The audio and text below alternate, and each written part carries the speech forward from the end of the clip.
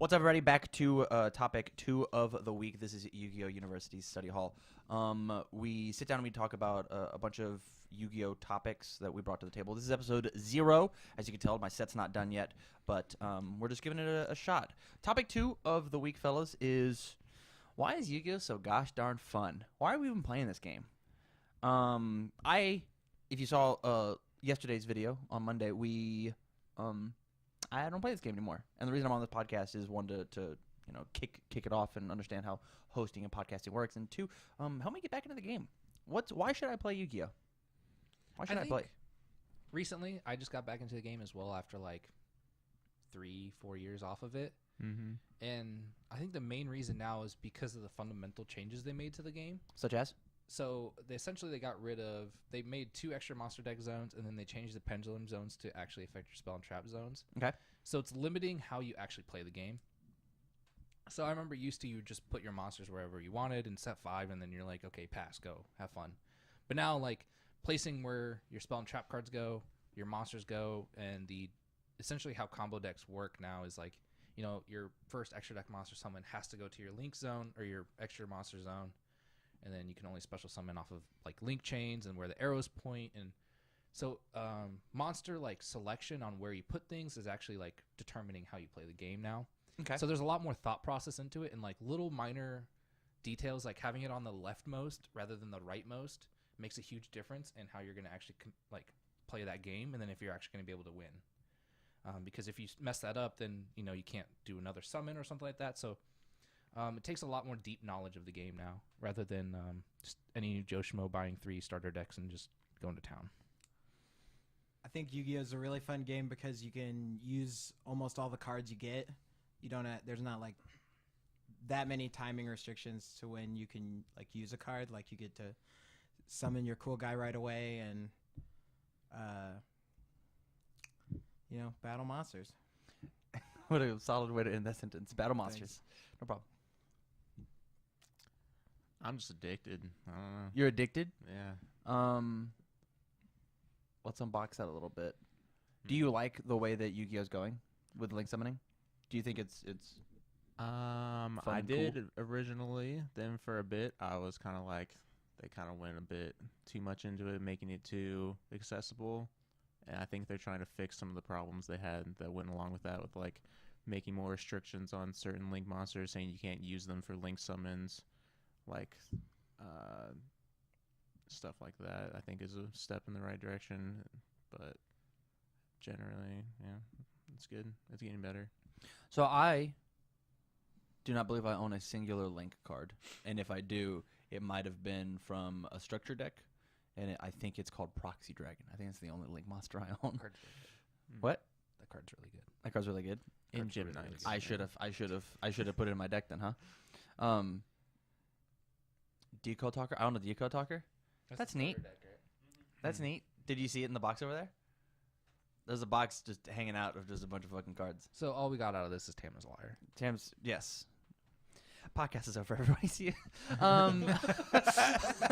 But so me looking, because I'm still in a bunch of Facebook groups, and I see all these links come out. I don't get the mechanic. Like I can't like galaxy brain my way through a link turn.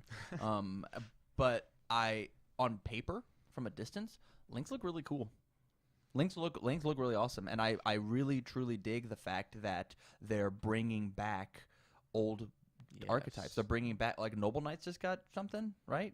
I mean, they've had it, but yeah, it's pretty good. Obviously, everything I'm about to say is dated. Yeah. But, like, they're bringing back these old archetypes, and I thought that was, I mean, you saw the resurgence, and we're going to bring up that word again, Six Samurai, just because, like, that's my legacy of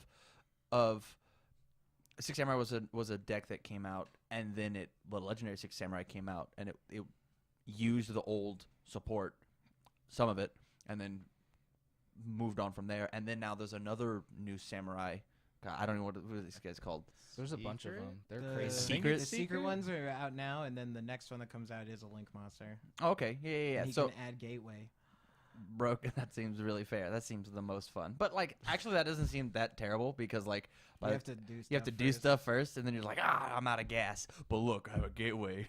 I better top deck something real cool. That is the great TAM theory of Yu-Gi-Oh. Explain us your gas theory. Oh, there's gas and engine cards. Gas feeds engine cards. And engine cards take Engine your cards places. go. Engine cards They win take you the your game. places. Yeah, but that's very much a mermail theory of like if I got a bunch of little dudes, they're gas. But if I got nothing but big dudes, nothing but engine. That's Without the most 200 IQ thing I've ever heard. hey man, I don't know what to tell you. I thought you didn't play this game. yeah, well, yeah, dude, what the 2016 was the last time I played this game. Mm. liar again? You played this Tuesday in a tournament. You paid $5. $5. I played it $5. And you definitely played 4 games, 4 matches for sure. Ooh, called out. Yeah, I've been had. Podcast is over again. Oh.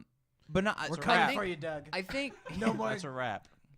that's my fourth topic. Is it chill to blind drop Abyss Dweller on your think turn so. one? I don't think that's think it's cheating. cool. I think that's cheating. He was definitely not blind. You were asking everybody for Atlantean Dragoons before the tournament. Well, now hold on. When he could have been respectful and been like, "I'll just pretend I don't know." I pretended to not know what he was Respectful. playing. Oh, that. I don't think you pretended.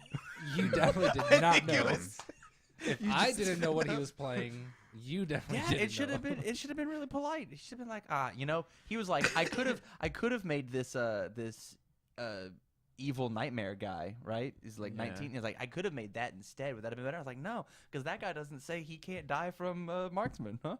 Like, is marksman or infantry that It's blows up? heavy infantry. Fuck, I wasn't I'm gonna the call you worst. out on it, but you called please, yourself on it. Call me out. Esports, esports.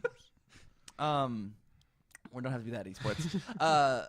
But I think links bring a new dynamic to the game that is not flood my field with random You dudes. at least have to jump I through mean, hoops. Yeah. Yeah. to those flood. Still flood your board. with Yeah, random but the dudes. dudes are specific and they have to go in a correct order, and it just makes it puts a couple more gates and limiters on what it is that you can do in order to get there. From what I've seen, obviously, I'm not the expert anymore.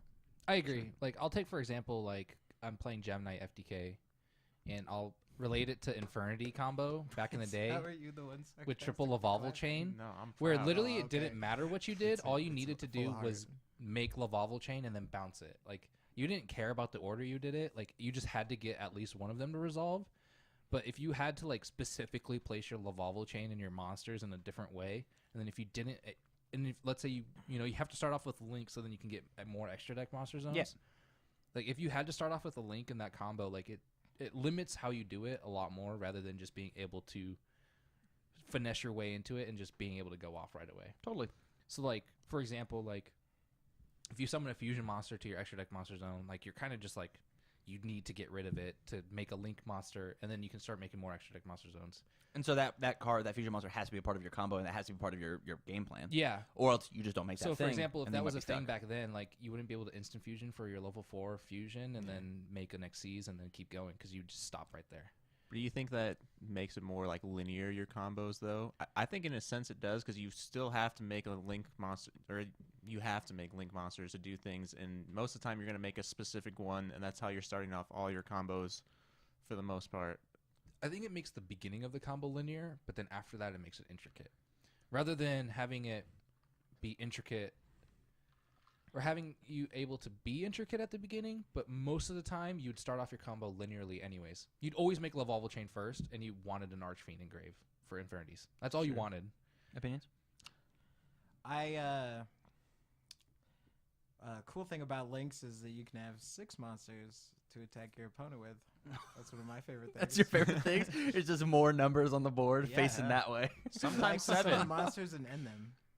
So, Yeah.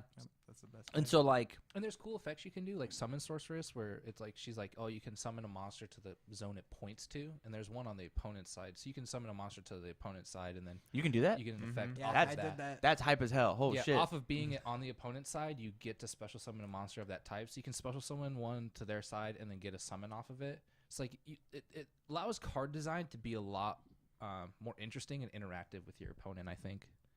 In a combo in Burning Abyss, you can use Dante to add Seer back to your hand and then summon Sorceress to put Seer on their field. And then Seer will auto-kill itself when they play anything. So then you just get your Dante back, and it's like kind of like a Pot of Greed and advantage that you like put on their side as like a trap kind Well, of. can you do that in Gumbler combos? Yeah. Oh, that's I sick. think so. Yeah. But shoot, what was I gonna say? I forgot. Never That's mind. okay. We'll get back to it. Yeah, I think Oh. links are really cool, but with the complexity of links, in order for me, a veteran player, to jump back into the game, links are really hard. I think links are actually hard because of the intricacy of being having jumped into the game and then stayed with the game. I think picking up on links is not that bad, but I came back and I saw people comboing out, and I was just like, "Hey man, just pretend this is the show and tell me what you're doing when you're doing it." If you sit here and you explain to me what's going on, we're gonna get to play one game in this 45 minutes, and you'll win. That also had to do with that your extra deck was from 2016, Correct. and so when you have a bunch of exceeds and synchros and stuff, you're not going to be allowed to jump into the link format and like use as many of those things as you'd like to. Totally. You'd have to. And I think that's one of the Add some of that problems with stuff link in. summoning is that it's like almost required that you have link monsters. Because Yes. in order for your deck to work, you have to have link monsters. And there's some decks that I would like to play that would look interesting, but they don't have any link support, so it just makes it awkward. Besides the generic, which is probably why they make all of the the archetype specific link monsters, so it's easier for like people that are getting back in the game. They're like, oh, I played Mermails. Oh, there's a Mermail link. I'm gonna play that in my deck. Absolutely. Yeah. 100%. But Absolutely. you know, Is there a that Mermail was link? I think so, Not but I don't think it's out. Yeah. It's Oh, okay. one of the doomed to almost never come out here. Oh, perfect. I love it. But you How know, exciting. I feel like in a way they can bring archetypes back that way, but they're almost controlling the meta in the way they're like controlling what decks are playable by releasing certain things. Do you think that's healthy? I think it's really unhealthy on a deck builder / innovation side because I think you're not. links generally are to an extent. 'Cause, Yeah.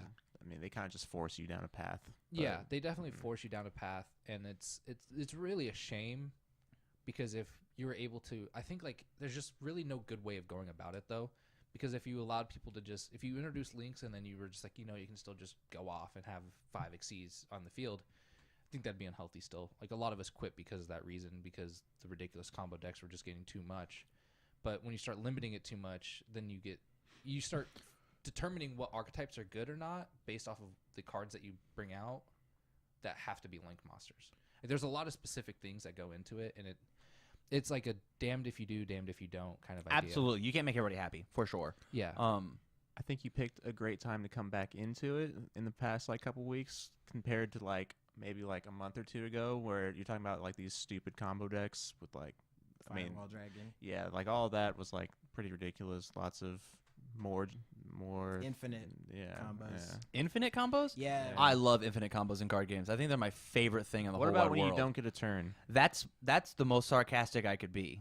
I hate Oh. infinite combos. I hate them so much. I think they're degenerate. I don't even like them in like. Well, I love listening to Commander players in Magic just be like, "Hey, you 6 people! If we don't cancel this card, everyone at the table loses. Oh, this hour's been for nothing."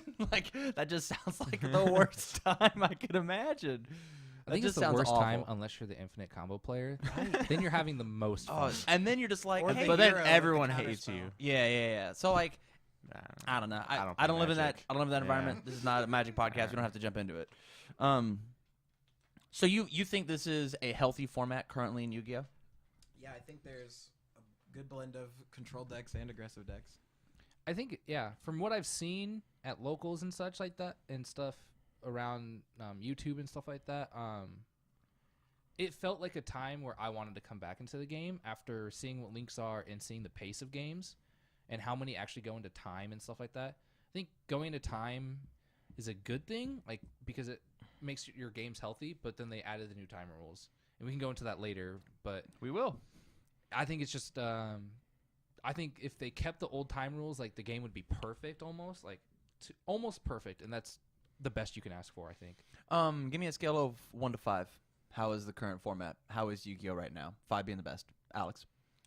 I would say 4 in terms of how many decks there are, and like you could really find what you like about Yu-Gi-Oh and like delve into it right now. Cool.